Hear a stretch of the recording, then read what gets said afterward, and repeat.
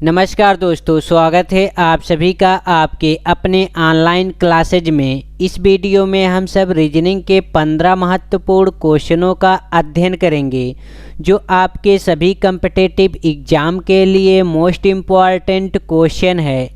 Video के last में आप सबके लिए क्वेश्चन दिया जाएगा जिसका आंसर आप सभी लोग कमेंट बॉक्स में बताएंगे। यदि किसी भी भाई बहन को इन 15 क्वेश्चन में से किसी भी क्वेश्चन में डाउट रह जाता है तो आप सभी लोग बेझिझक कमेंट बॉक्स में पूछ सकते हैं। उस क्वेश्चन को नेक्स्ट वीडियो में बताया जाएगा। यदि वीडियो आप सबको अच्छी लगे तो आप सभी लोग अपने मित्रों के पास शेयर करिएगा। चलिए अब हम सब अपने क्वेश्चन की तरफ चलते हैं। क्वेश्चन नंबर 1, नीचे दिए गए प्रश्न में संबंधित शब्द को चुनिए। यहाँ पे देखिए शब्द दिया गया है थकावट अनुपात शक्ति समा अनुपात क्वेश्चन मार्क अनुपात क्वेश्चन मार्क। यहाँ पे क्वेश्चन मार्क के स्थान पर हम सबको बताना है यहाँ पे कौन से शब्द को लिखा जाएगा। जिस प्रकार से थकावट का विलोम शक्ति होता है उसी प्रकार से इन चारों ऑप्शनों में से किसका विलोम होगा। चलिए अब चेक किया जाए। ऑप्शन ए में लिखा हुआ है पहिया अनुपात गोल, इसका विलोम नहीं लिखा गया है। ऑप्शन बी में लिखा गया है गाड़ी अनुपात हरा, ये भी विलोम नहीं लिखा गया है। ऑप्शन सी में लिखा हुआ है ईंधन अनुपात पेट्रोल, ये भी विलोम नहीं लिखा गया है। ऑप्शन डी में लिखा हुआ है सूखा अनुपात बाढ़। ऑप्शन डी इसका राइट आंसर हो जाएगा। सूखा का विलोम हो जाएगा बाढ़। यहाँ पे क्वेश्चन मार्क के स्थान पर सूखा अनुपात बाढ़ रहेगा। चलिए अब हम सब नेक्स्ट क्वेश्चन की तरफ चलते हैं। क्वेश्चन नंबर 2, दिए गए प्रश्न में लुप्त संख्या ज्ञात कीजिए। यहाँ पे देखिए एक आयत बना हुआ है और इसमें संख्याएं लिखी गई है। यहाँ पे लिखा हुआ है 36, 45, 105, 12, 9 क्वेश्चन मार्क। यहाँ पे क्वेश्चन मार्क के स्थान पर हम सबको ज्ञात करना है। इस प्रकार के क्वेश्चन को दो प्रकार से सॉल्व किया जा सकता है, या तो इसको क्षैतिज इस प्रकार से सॉल्व किया जाए या फिर इसको लंबवत इस प्रकार से सॉल्व किया जाए। सबसे पहले हम सब इसको लंबवत सॉल्व करेंगे। अगर लंबवत सॉल्व नहीं होगा तब हम सब इसको क्षैतिज सॉल्व करेंगे। यहाँ पे देखिए लिखा हुआ है 36, यहाँ पे लिखा हुआ है 12, यहाँ पे लिखा हुआ है 3। यहाँ पे देखिए 12 गुणे अगर 3 कर देंगे, 12 गुणे 3 करेंगे तो यहाँ पे 36 हो जाएगा। यहाँ पे हम सब करेंगे 12 गुणे 3, 12 गुणे 3 किए तो 36 प्राप्त हो गया। देखिए पहले वाले में हम सबको 36 प्राप्त हो गया। अब दूसरे वाले को चेक किया जाए। दूसरे वाले में करेंगे 9 गुणे 5, 9 गुणे 5 करेंगे, यहाँ पे हो जाएगा 45। दूसरे वाले में भी हम सबको 45 प्राप्त हो गया। अब इसी प्रकार से हम सब तीसरे वाले को सॉल्व करेंगे। यहाँ पे लिखा हुआ है 7 और यहाँ पे लिखा हुआ है क्वेश्चन मार्क। अब 7 में किससे गुणा किया जाए कि 105 हो जाए। यहाँ पे हम सब करेंगे 15 गुणे 7, 15 गुणे 7 करेंगे 105 प्राप्त हो जाएगा। अब यहाँ पे 15 किस प्रकार से आया है, यहाँ पे हम सब 105 में 7 से भाग देंगे, यहाँ पे जाएगा एक बार। अब बचा यहाँ पे 3, 35 हो गया, 7 बचे हो जाएगा 35। 105 में हम सब 7 से भाग दिए, 15 आ गया और 15 गुणे 7 किए 105 हो गया। इसका राइट आंसर हो जाएगा 15। चलिए अब हम सब नेक्स्ट क्वेश्चन की तरफ चलते हैं। क्वेश्चन नंबर 3, एक विशिष्ट कोड भाषा में RAM को 160 तथा SUN को 270 लिखा जाता है। इस कोड भाषा में BUS को किस प्रकार लिखा जाएगा। अब हम सबको बताना है BUS को किस प्रकार से लिखा जाएगा। सबसे पहले हम सब लिखेंगे राम, RAM। राम को लिखा गया है 160। अब यहाँ पे 160 जो है किस प्रकार से लिखा गया है, चलिए इनके कोड को लिख दिया जाए। चलिए अब इनके नंबरों को लिख दिया जाए। R 18 नंबर पे, A 1 नंबर पे, N है 13 नंबर पे। अब इन तीनों को जोड़ दिया जाए। चलिए अब इन तीनों को जोड़ लिया जाए। 18 1 हो जाएगा 19, 19 और 3 हो जाएगा 22, 22 और 10 हो जाएगा 32। यहाँ पे देखिए इन तीनों को जोड़ने के बाद 32 प्राप्त हुआ और यहाँ पे लिखा हुआ है 160। अब 32 में ऐसा क्या किया जाए कि यहाँ पे 160 हो जाए। 32 गुणे हम सब 5 करेंगे, 32 गुणे 5 करेंगे, 160 प्राप्त हो जाएगा। चलिए अब दूसरे वाले को चेक किया जाए। दूसरे वाले में लिखा हुआ है सन, SUN। सन बराबर लिखा हुआ है 270। अब इसके नंबरों को लिख लिया जाए। S है 19 नंबर पे, U है 21 नंबर पे, N है 14 नंबर पे। अब इन तीनों को जोड़ लिया जाए।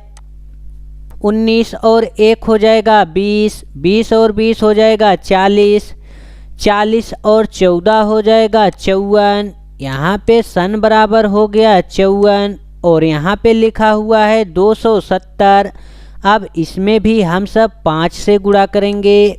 5 से 5 गुणे 4 करेंगे 20 हो जाएगा। 20 का यहाँ पे 0 लिखेंगे। 5 गुणे 5 करेंगे 25 हो जाएगा। 25 और 2 हो जाएगा 27। यहाँ पे देखिए 270 भी हम सबको प्राप्त हो गया। अब इसी प्रकार से हम सब तीसरे वाले को सॉल्व करेंगे। यहाँ पे लिखेंगे हम सब बस, BUS। B है 2 नंबर पे, U है 21 नंबर पे, S है 19 नंबर पे। अब इन तीनों को जोड़ लिया जाए। 19 और 2 हो जाएगा 21, 21 और 21 हो जाएगा 42। यहाँ पे हम सब 42 गुणे 5 करेंगे। 5 गुणे 2 करेंगे 10 हो जाएगा। 5 गुणे 4 करेंगे 20 हो जाएगा और एक हासिल हो जाएगा 21। बस को लिखा जाएगा 210। इसका राइट आंसर हो जाएगा ऑप्शन A। चलिए अब हम सब नेक्स्ट क्वेश्चन की तरफ चलते हैं।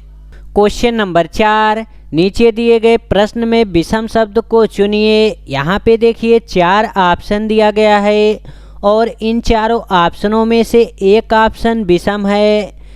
ऑप्शन A में लिखा हुआ है कुर्सी, ऑप्शन B में लिखा हुआ है सोफा, ऑप्शन C में लिखा हुआ है काउच, ऑप्शन D में लिखा हुआ है टेलीविज़न। ऑप्शन D इसका राइट आंसर हो जाएगा। टेलीविज़न जो है इन तीनों से विषम है। चलिए अब हम सब नेक्स्ट क्वेश्चन की तरफ चलते हैं। क्वेश्चन नंबर 5, नीचे दिए गए श्रृंखला को पूरा कीजिए। यहाँ पे देखिए श्रृंखला दिया गया है 14, 18, 21, 25, 28। यहाँ पे क्वेश्चन मार्क के स्थान पर हम सबको ज्ञात करना है। चलिए अब चेक किया जाए इसमें क्या किया गया है। यहाँ पे देखिए 14 लिखा हुआ है, यहाँ पे 18 लिखा हुआ है, यहाँ पे 21 लिखा हुआ है। 14 में हम सब 4 जोड़ेंगे, यहाँ पे हो जाएगा 18, इसमें प्लस 4 जोड़ा गया है। 18 में हम सब प्लस 3 जोड़ेंगे 21 हो जाएगा। यहाँ पे देखिए 21 लिखा हुआ है, यहाँ पे 25, इसमें भी हम सब प्लस 4 जोड़ेंगे। 21 4 हो जाएगा 25। एक बार इसमें प्लस 4 जोड़ा गया है और दूसरी बार 3 जोड़ा गया है, फिर इसमें प्लस 4 जोड़ा गया है। अब हम सब प्लस 3 जोड़ेंगे, 25 प्लस 3 करेंगे 28 हो जाएगा। अब यहाँ पे हम सब 4 जोड़ेंगे, 28 प्लस 4 करेंगे 32 हो जाएगा। क्वेश्चन मार्क के स्थान पर 32 प्राप्त हो जाएगा। इसका राइट आंसर हो जाएगा ऑप्शन ए। चलिए अब हम सब नेक्स्ट क्वेश्चन की तरफ चलते हैं। क्वेश्चन नंबर 6, नीचे दिए गए प्रश्न का वेन आरेख बनाइए। यहाँ पे देखिए दिया गया है पुलिस, कामा चोर, कामा अपराधी, इन तीनों का वेन डायग्राम बनाना है। सबसे पहले हम सब गोला चोर का बनाएंगे। सभी चोर जो होते हैं अपराधी होते हैं, सभी चोर अपराधी होते हैं। ए वाला गोला हो जाएगा अपराधी का, अपराधी। अब पुलिस का गोला जो होगा सबसे अलग होगा, इन दोनों में पुलिस का गोला नहीं रहेगा। ए वाला गोला हो जाएगा पुलिस का। सभी चोर जो होते हैं अपराधी के अंतर्गत आते हैं और पुलिस जो है इन दोनों से मेल नहीं खाता है। इसका राइट आंसर हो जाएगा ऑप्शन ए। चलिए अब हम सब नेक्स्ट क्वेश्चन की तरफ चलते हैं। Question number 7, 11:1331 समानुपात 12 question mark. यहाँ पे क्वेश्चन मार्क के स्थान पर हम सबको बताना है कि क्वेश्चन मार्क के स्थान पर कौन सी संख्या प्राप्त होगी। चलिए अब इसको चेक किया जाए। इसमें क्या किया गया है, यहाँ पे लिखा हुआ है 11:1331 समानुपात 12 क्वेश्चन मार्क। यहाँ पे क्वेश्चन मार्क के स्थान पर हम सबको ज्ञात करना है। अब यहाँ पे 11 में ऐसा क्या किया जाए कि यहाँ पे 1331 प्राप्त हो जाए। 11 का क्यूब करेंगे, 11 का क्यूब होता है 1331। और इसी प्रकार से हम सब करेंगे 12 का क्यूब, 12 का क्यूब, 12 का क्यूब होता है 1728। क्वेश्चन मार्क के स्थान पर 1728 आ जाएगा। इसका राइट आंसर हो जाएगा ऑप्शन ए। चलिए अब हम सब नेक्स्ट क्वेश्चन की तरफ चलते हैं। क्वेश्चन नंबर 8, यदि एल का अर्थ गुणा है, एम का अर्थ भाग है, पी का अर्थ जोड़ है और क्यू का अर्थ घटाव है, तो दिए गए समीकरण का मान बताइए। यहाँ पे समीकरण दिया गया है 12p 24m 8q 6m 2l 3 बराबर क्वेश्चन मार्क के स्थान पर हम सबको ज्ञात करना है। यहाँ पे देखिए p लिखा हुआ है और p का अर्थ जोड़ है। यहाँ पे हम सब प्लस करेंगे। यहाँ पे लिखा हुआ है m का अर्थ भाग है। m के स्थान पे हम सब भाग का चिन्ह लगाएंगे। यहाँ पे लिखा हुआ है q और q का अर्थ दिया गया है घटाव। यहाँ पे हम सब माइनस करेंगे। यहाँ पे देखिए m लिखा हुआ है, m को कहा गया है भाग। यहाँ पे भाग करेंगे। l का अर्थ है गुणा, l के स्थान पे हम सब गुणा का चिन्ह लगाएंगे। चलिए अब समीकरण को लिख लिया जाए। 16 + 24 भागे हो जाएगा 8 -6 भागे 2 गुणे 3। चलिए अब इसको बोर्ड मास के नियम से सॉल्व कर दिया जाए। सबसे पहले हम सब भाग करेंगे, भाग के बाद गुणा करेंगे, गुणा के बाद जोड़ेंगे, जोड़ने के बाद घटाएंगे। यहाँ पे देखिए लिखा हुआ है 16 + 24 में 8 से भाग देंगे 3 बार जाएगा, माइनस यहाँ पे देखिए 6 में 2 से भाग देंगे 3 बार जाएगा, गुणे हो जाएगा 3। यहाँ पे लिखेंगे 16 + 3 माइनस 3 गुणे 3 करेंगे 9 हो जाएगा। 16 और 3 हो जाएगा 19, 19 - 9, 19 में से 9 को निकाला जाएगा 10 प्राप्त होगा। क्वेश्चन मार्क के स्थान पर 10 प्राप्त होगा। इसका राइट आंसर हो जाएगा ऑप्शन सी। चलिए अब हम सब नेक्स्ट क्वेश्चन की तरफ चलते हैं। क्वेश्चन नंबर 9, नीचे दिए गए अक्षर श्रृंखला को पूरा कीजिए। यहाँ पे देखिए अक्षर श्रृंखला लिखा हुआ है। यहाँ पे लिखा हुआ है ए खाली स्थान, बी ए खाली स्थान, बी ए खाली स्थान, बी ए इस प्रकार के सवाल को सॉल्व करने से पहले हम सब इन अक्षरों को काउंट कर लेंगे। इसमें कुल कितने अक्षर लिखे हुए हैं? 1 2 3 4 5 6 7 8 9 10 11 12। इसमें टोटल जो है 12 अक्षर लिखे हुए हैं। 12 को हम सब या तो 2 से डिवाइड कर सकते हैं, या फिर 3 से डिवाइड कर सकते हैं, या फिर 4 से डिवाइड कर सकते हैं। अब इसको डिवाइड करने के बाद कोई एक ऐसी सीरीज बने जो सभी में समान हो। चलिए अब इसको लिख लिया जाए। यहाँ पे दिया गया है ए खाली स्थान, बी ए खाली स्थान, बी ए खाली स्थान, बी ए। चलिए अब इसका सीरीज बनाया जाए। अगर हम सब 2 का सीरीज बनाएंगे तो यहाँ पे देखिए लास्ट में बी ए लिखा हुआ है और यहाँ पे ए लिखा हुआ है। 2 का सीरीज नहीं बनेगा। अब हम सब 3 का सीरीज बनाएंगे। 3 का सीरीज बनाएंगे तो यहाँ पे देखिए बी ए लिखा हुआ है, यहाँ पे लिखा जाएगा ए बी ए। 3 का भी सीरीज नहीं बनेगा। अब हम सब 4 का सीरीज बनाएंगे। यहाँ पे 4 का सीरीज बनाया जाएगा। यहाँ पे देखिए ए लिखा हुआ है, यहाँ पे भी ए लिखा हुआ है, यहाँ पे भी ए लिखा हुआ है, और इन तीनों में देखिए यहाँ पे खाली स्थान दिया गया है।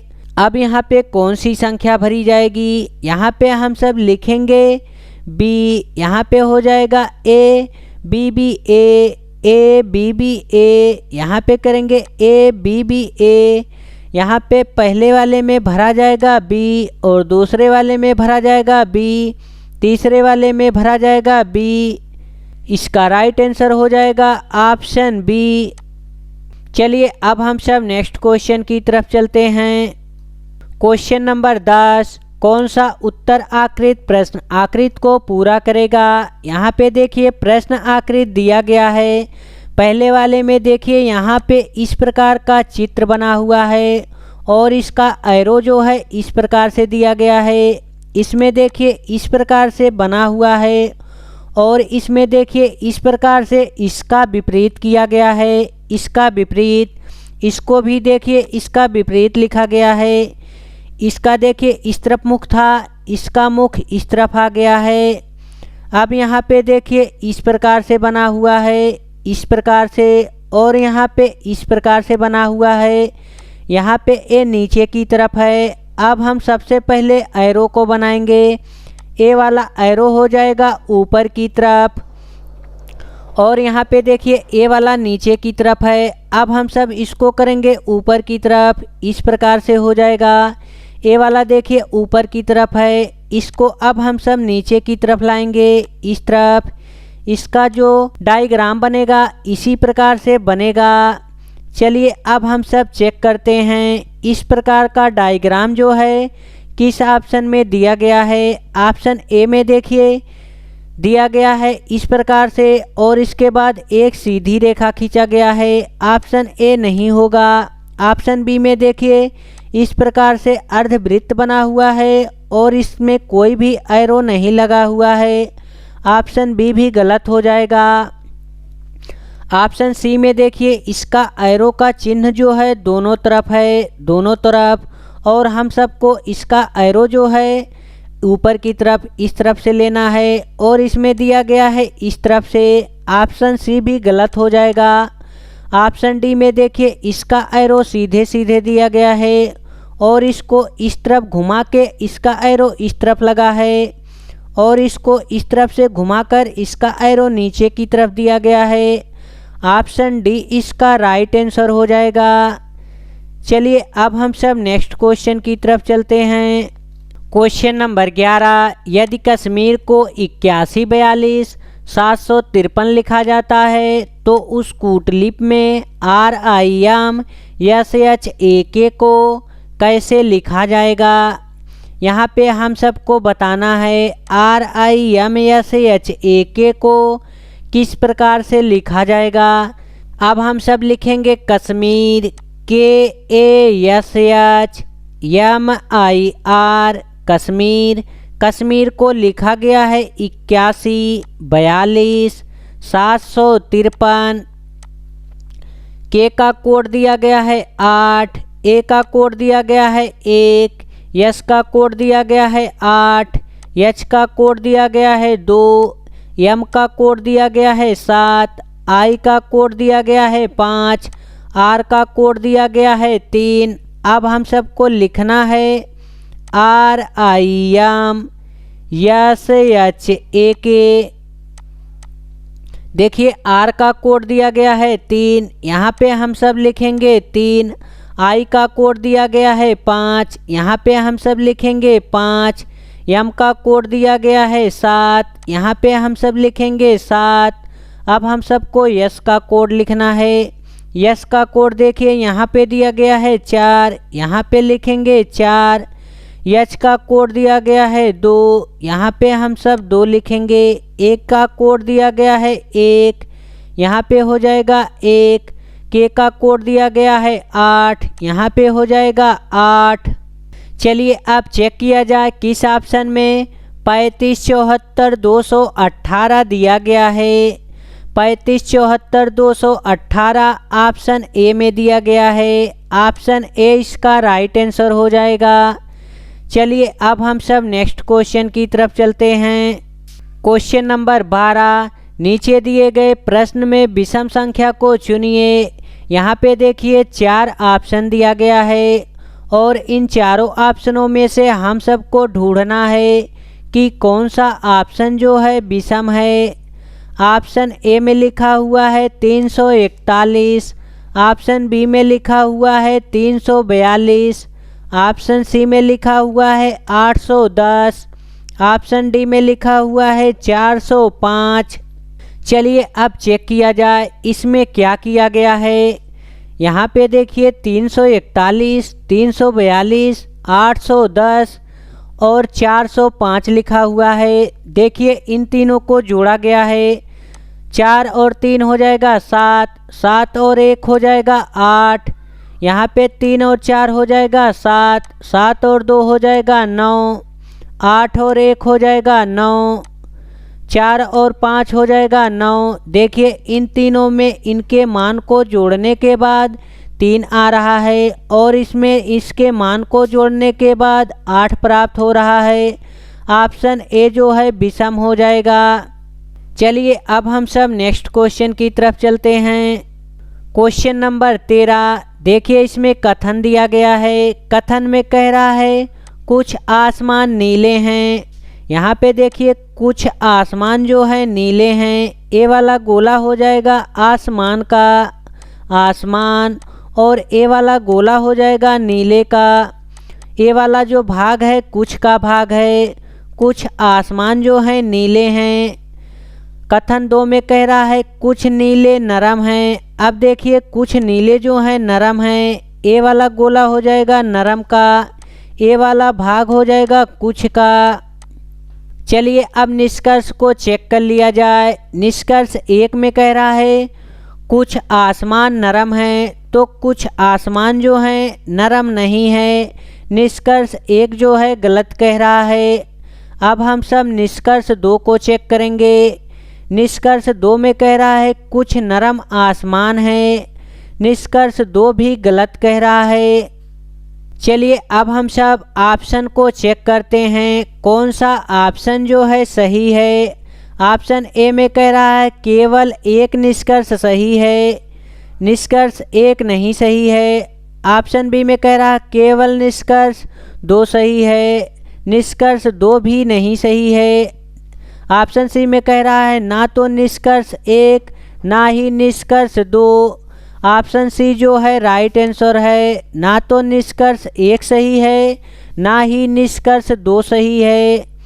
चलिए अब हम सब नेक्स्ट क्वेश्चन की तरफ चलते हैं। क्वेश्चन नंबर 14, नीचे दी गई आकृति में कितने त्रिभुज हैं। देखिए यहाँ पे आकृति दिया गया है और इसमें हम सबको कुल त्रिभुजों की संख्या बताना है। यहाँ पे देखिए एक त्रिभुज का चित्र बना हुआ है और इसमें एक लंबवत रेखा खींची गई है। इसके अंदर फिर एक त्रिभुज बना हुआ है और इसमें एक लाइन खींची गई है। अब हम सबको बताना है इसमें कुल कितने त्रिभुज हैं। चलिए अब हम सब काउंट करते हैं इसमें कुल कितने त्रिभुज हैं। यहाँ पे देखिए ए वाला हो जाएगा एक त्रिभुज, ए वाला हो जाएगा दो त्रिभुज, और ए वाला हो जाएगा तीन त्रिभुज, ए वाला हो जाएगा चार त्रिभुज, ए वाला हो जाएगा पांच त्रिभुज। देखिए इस चित्र में हम सबको पांच त्रिभुज दिखाई दे रहे हैं। अब हम सब और त्रिभुजों को काउंट करवाते हैं यहाँ से लेकर यहाँ तक। ए वाला हो जाएगा छह त्रिभुज, ए वाला हो गया छह त्रिभुज, और यहाँ से लेकर यहाँ तक ए वाला हो जाएगा सात त्रिभुज, ए वाला हो गया सात त्रिभुज। अब हम आगे काउंट करवाते हैं। सात त्रिभुज प्राप्त हो गया। यहाँ पे देखिए सात त्रिभुज प्राप्त हो गया है। अब यहाँ से लेकर यहाँ तक ए वाला हो जाएगा आठ त्रिभुज, ए वाला हो गया आठ त्रिभुज। अब देखिए यहाँ से लेकर यहाँ तक ए वाला हो जाएगा नौ त्रिभुज, ए वाला हो गया नौ त्रिभुज, और यहाँ से लेकर यहाँ तक ए वाला हो जाएगा दस त्रिभुज। दस त्रिभुज प्राप्त हो गया। अब देखिए सबसे बड़ा वाला यहाँ से लेकर यहाँ तक ए वाला हो जाएगा 11 त्रिभुज, ए वाला हो गया 11 त्रिभुज। 11 त्रिभुज प्राप्त हो गया। अब आगे काउंट करवाते हैं। देखिए यहाँ से लेकर यहाँ तक ए वाला हो जाएगा 12 त्रिभुज, ए वाला हो गया 12 त्रिभुज, 12।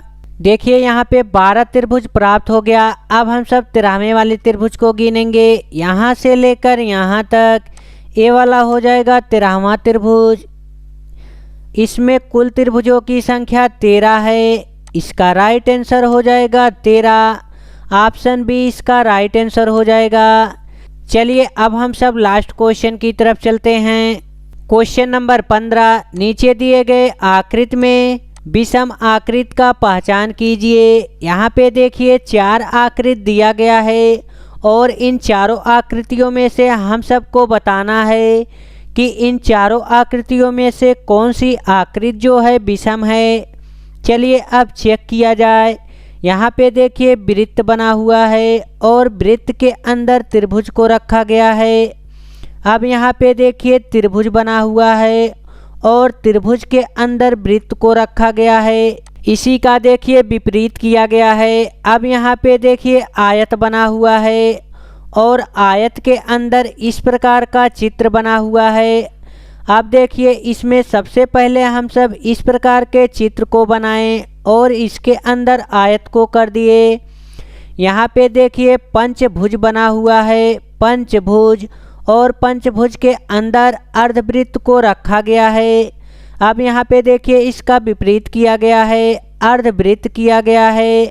अर्धवृत्त के अंदर पंचभुज को रखा गया है।